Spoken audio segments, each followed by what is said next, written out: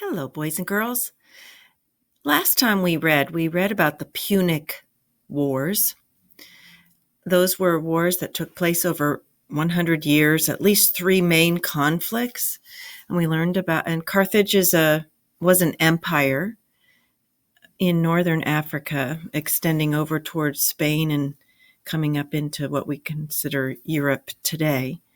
And it was stronger than Rome for many, many years. Rome and Carthage were in conflict. They both wanted the same thing. This war, for 100 years, off and on, was to determine who really was going to be in charge of the area around the Mediterranean Sea. Who was going to be in charge of the trade that came from the Far East? Who was going to be in charge of who would be the leader, the king or the queen or whoever it would be. And today we're going to talk a little bit about the next step in this. We do know that Rome actually won the Punic Wars. Therefore, they became in charge of all of the all the land area that was around the Mediterranean Sea. They were going to be in charge. That expanded their territory greatly.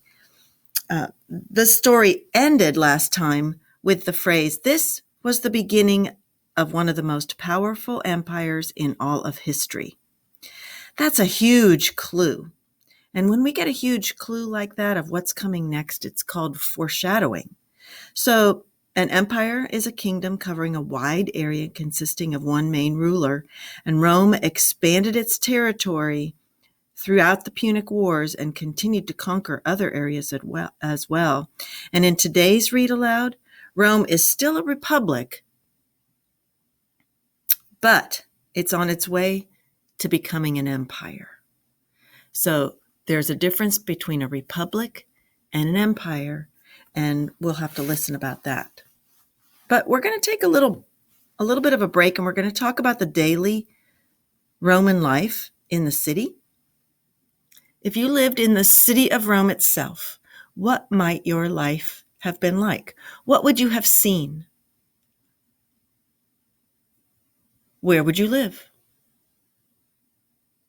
Who was in charge? What was your job? If you were a patrician, how would your life maybe be different from that of a plebeian? What things might you see in the streets of Rome? What would you smell? Let's go ahead and read to find out.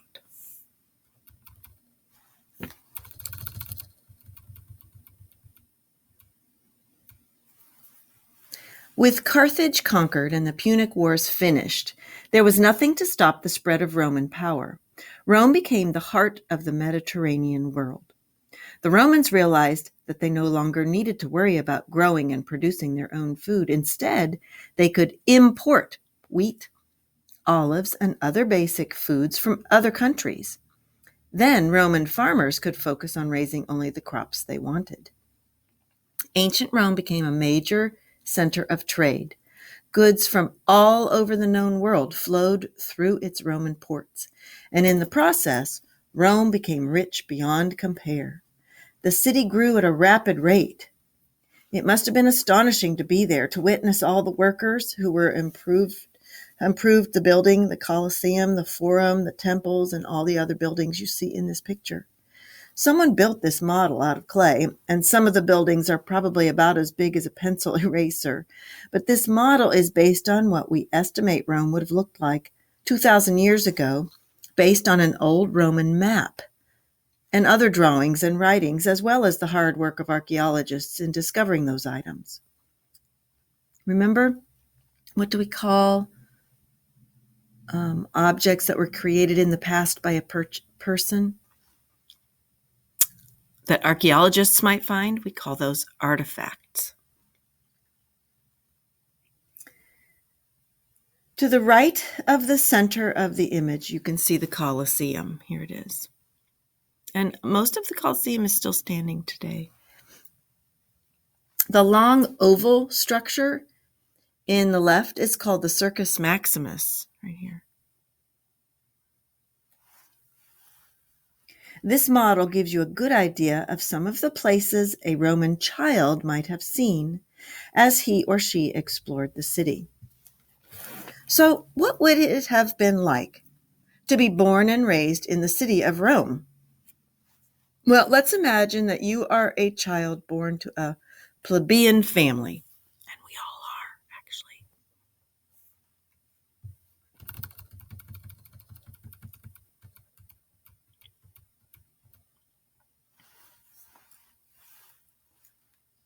You live with your mother, father, sister, and brother in a small apartment near the center of the city, not far from the great Colosseum. Actually, you can sort of see it in the background back there.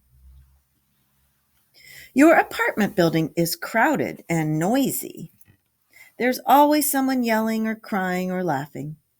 There is smoke from ovens and open fires in the courtyards where women bake and cook.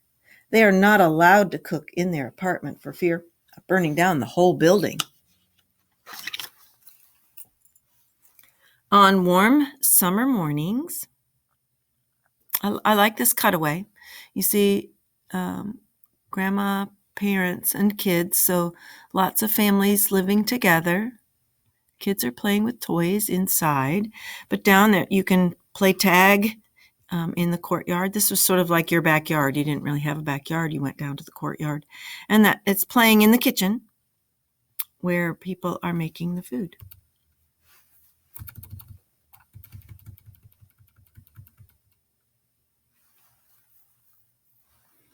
On warm summer mornings, you and your friends like to go to the bridge across the Tiber River and wave to your father and the other merchants as they return from the docks on their way back into the city.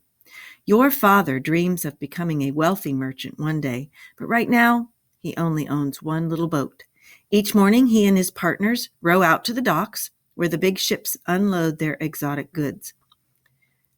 Your father buys goods from the merchants on the ships, and then he resells the goods in other places in the city. He's a good businessman. He buys goods at the wharf at a low price, and then he sells them for a higher price to the rich people in the city who are too busy or lazy to come out to the wharves themselves.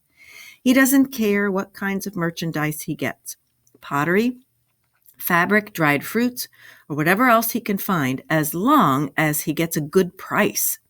After the boats pass, you and your friends hurry home for your daily lessons.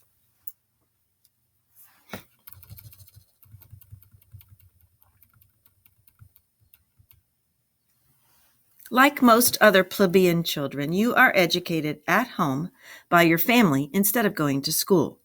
You are taught to read and write in Latin. You are taught good manners and proper behavior. You learn about Roman gods, Rome's history, and what it means to be a proud Roman citizen. You also learn about your culture, the traditional songs, dances, and recipes. Your sister often goes to music lessons. Your aunt sometimes takes her and other girls for a flute lesson near the Temple of Minerva, built to honor the goddess of wisdom and creator of music. The boys exercise and play rough games to become stronger. The parents are responsible for making sure that young boys are strong enough to serve in the Roman army when they are old enough.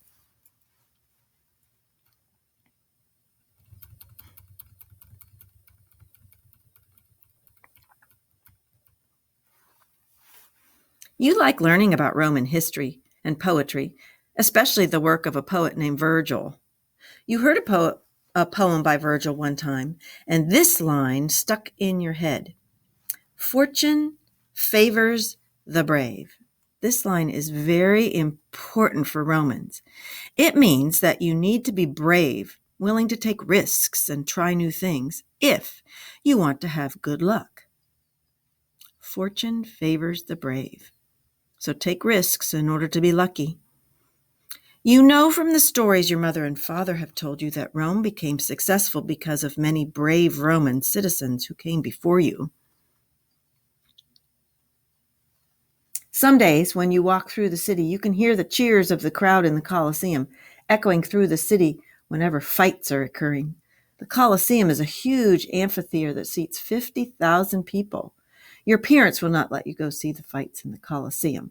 but you know what goes on there because you have heard many stories.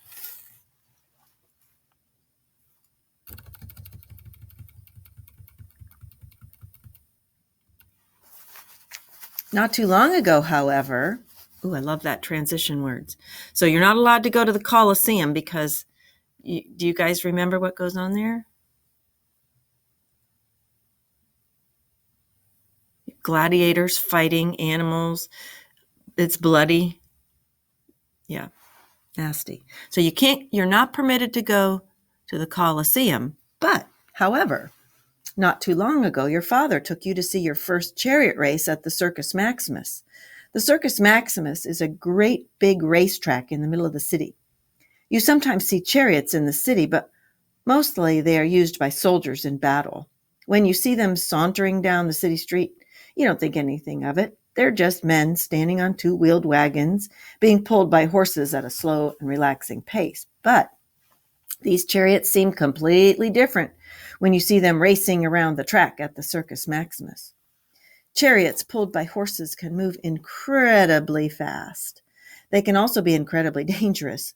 The driver, called a charioteer, stands on a wheeled platform and clings to the reins, hoping that he can keep control.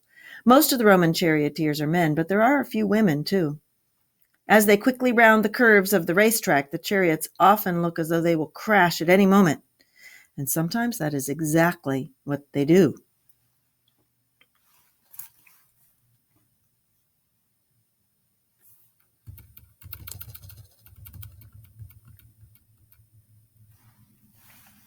Rome is a huge, crowded city. You never know what you're going to see on any given day.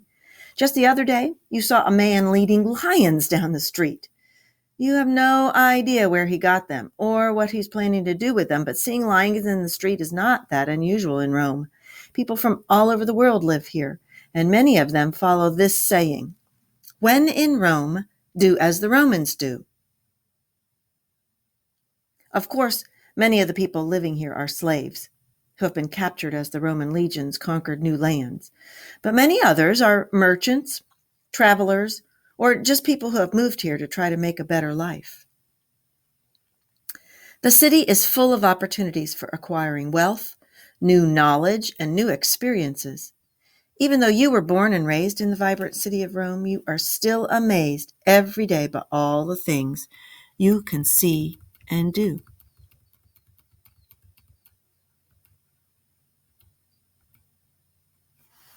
They're up on a hill looking at an aqueduct. This is an aqueduct that's bringing water into the city. Many of the buildings, apartment buildings, city buildings. Sometimes you need to relax and get away from the bustle of the city. Fortunately, there are quiet places in the city to relax. Your favorite place is on a little patch of grass near the Temple of Apollo on one of the 7 hills where Rome got its start. There you sit and admire the aqueduct. This beautiful structure, supported by arches, carries fresh, clean water from the mountains into the city. Your father has explained to you that aqueducts depend on gravity and pressurized pipes to help the water flow through them. The water comes from nearby mountains, and because the water source is higher than the location of the city, the water flows downhill through the channels of the aqueducts with the help of gravity. Romans use a lot of water for fountains, public baths, water wheels, sewers, and faucets in the streets. You can visit this bridge and aqueduct today in southern France. This one is a real Roman aqueduct. If you look really carefully, we see that this is a large structure, but if you can see just how large it is, look at how tiny these little people, I don't know if you can see this, these people in red shirt and these people in white shirts. And there's even a person up here. You can see this is a person. If that's a person, how gigantic, enormous. Please don't use the word big. Think big and change it to something that's a very much better word for third graders. Sometimes you need to relax and get away. I read that one, sorry. Romans used a lot of water, and that's one of the reasons why Rome could become a gigantic city is because these aqueducts would bring water into the city. Otherwise, you wouldn't have been able to have that many people. This is one of the structures that your father has seen in his travels and has told you about. An impressive bridge and aqueduct called the Pont de Garde. The aqueduct is just one of many ingenious accomplishments. Road networks, sewer and heating systems, beautiful structures such as the Colosseum and the Pantheon, Circus Maximus, that surround Rome and make you proud to be a Roman citizen.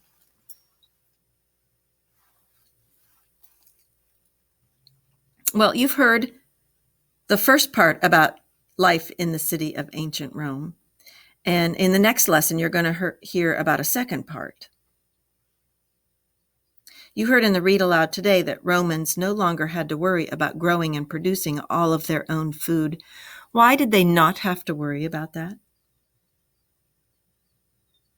Well, because they could import or bring in from other areas food such as wheat, olives, and other basic foods. What else was imported? Many things were imported into Rome. Pottery, fabrics from the Far East like silks, dried fruits from all over the Mediterranean, and many other things. What adjectives would you use to describe the city and people of ancient Rome? Busy people, busy city, loud city, boisterous, exotic goods, ingenious people, crowded streets, elaborate buildings, prosperous merchants, etc., etc. Were plebeian children usually educated at a school? No, we would have all been educated at home by our parents. We would have learned to read and write and do simple maths, enough to get by, enough to be educated and read what the laws were. But plebeian children did not go to school usually. Patrician children were usually educated at a school. Plebeian children were usually educated at home. And they studied history, poetry, religion, music, reading, writing, good manners, proper behavior, Roman culture, etc., etc. That's a lot. They went to real school. Just happened to be at home. If you were sauntering along and you wanted to watch boats dock and unload the exotic goods that were being imported into Rome, where would you go? You would go to the Tiber River. Yes, that is this very same Tiber River where we have the legend of Romulus and Remus. Okay, not drowning in the river, but being saved by the river god. If you wanted to sit with 50,000 other people and watch fights, where would you go? You would go to the Colosseum. If you wanted to watch fast-paced chariot races, where would you go? The Circus Maximus. Would you favor spending time at the Colosseum or the Circus Maximus, and why? I know for me, for sure, I don't want to watch fights, bloody fights. No, thank you. I would much rather go to the Circus Maximus. How many of you like NASCAR? If you like NASCAR, then you would probably want to go to the Circus Maximus. It was the beginning of fast racing. What's an aqueduct and how does it work? Well, an aqueduct is a structure that brings water from one place to another. In this case, it's bringing it from the mountains into the city of Rome. Water flows down from the mountain through the channels of the aqueduct and into the city. The water source needs to be higher than the location of the city so that water can flow downhill through the aqueduct with the help of gravity. There were also pressurized pipes along to help push the water along. If you were to summarize the main ideas of today's Read Aloud in one or two sentences, what would you say? Well, the main idea is probably all sorts of people lived in ancient Rome. Ancient Rome was crowded, loud, vibrant, boisterous, and busy with trade. There were many things to entertain people, such as chariot races in the Circus Maximus, fights in the Colosseum, and interesting sights in the streets. There were exotic goods being imported on ships and unloaded at wharves, and there were children going to school and being taught at home. There were ingenious aqueducts bringing water into the city. There were places to go and rest.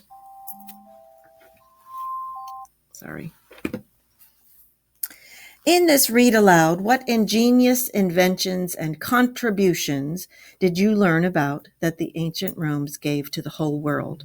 We'll be talking a lot about the contributions.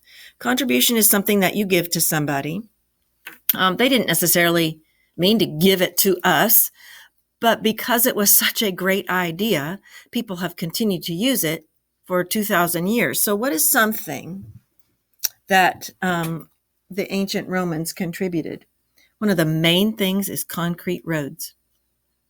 They made concrete roads in order to increase their trade, in order to make their armies be able to move easier all the way throughout the Mediterranean and Europe.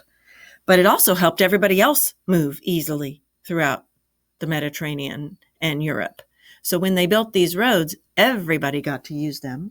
Public baths, aqueducts to bring water, clean water into the city, sewer and heating systems. You need a sewer system to get rid of the waste, and you need a heating system to help keep people warm in the winter. Arches. These arches were improved upon from the ancient Greek culture, but it allowed much larger, taller, airier buildings, lighter, more light to come through than had ever been built before. And so you will see those all over Rome.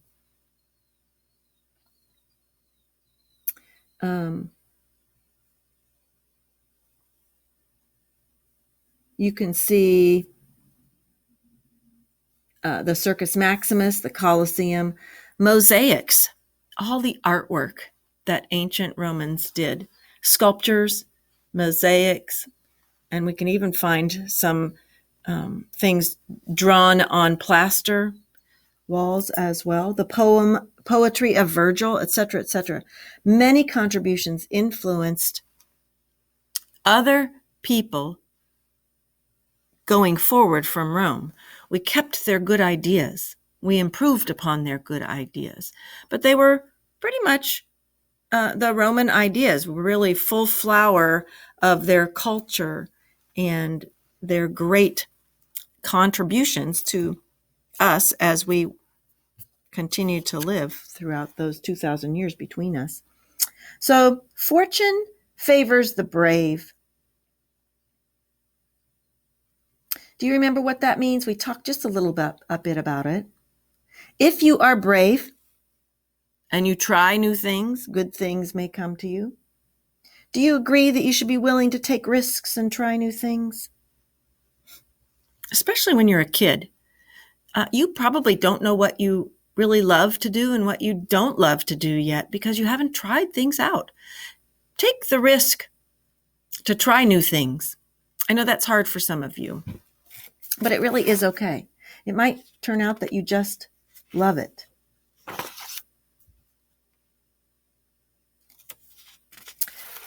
We have a couple of sayings and phrases. When in Rome, do as the Romans do. Remember, proverbs are short, traditional sayings that have been passed along orally from generation to generation. They usually express a general truth based on experiences and observations. And some proverbs do have literal meanings. That means they mean exactly what the words say. But many proverbs have a richer meaning beyond that literal level. And we call that figurative meanings. So, when in Rome, do as the Romans do. The literal meaning of the phrase is that if you traveled to Rome, you would most likely do what the Romans do in their everyday living and culture. For example, if you had visited ancient Rome years ago, you would most likely have gone to the Colosseum or the Circus Maximum to see chariot races and other events. And you would not have cooked in your apartment, but you would have used the fire that's in the courtyard instead. All of those are things that the Romans did, so you would have done them as well. But this phrase may also be used to describe other cultures and ways of living that are different from your own. For example, if you were given a fork in a Chinese restaurant, you might request chopsticks, saying, "When in Rome, do as the Romans do." And this means that you want to follow the customs of how Chinese eat food while dining at their restaurant. Sometimes people shorten this saying by just saying, "When in Rome." And the saying has become so well known that many people will know what you mean just by those few words.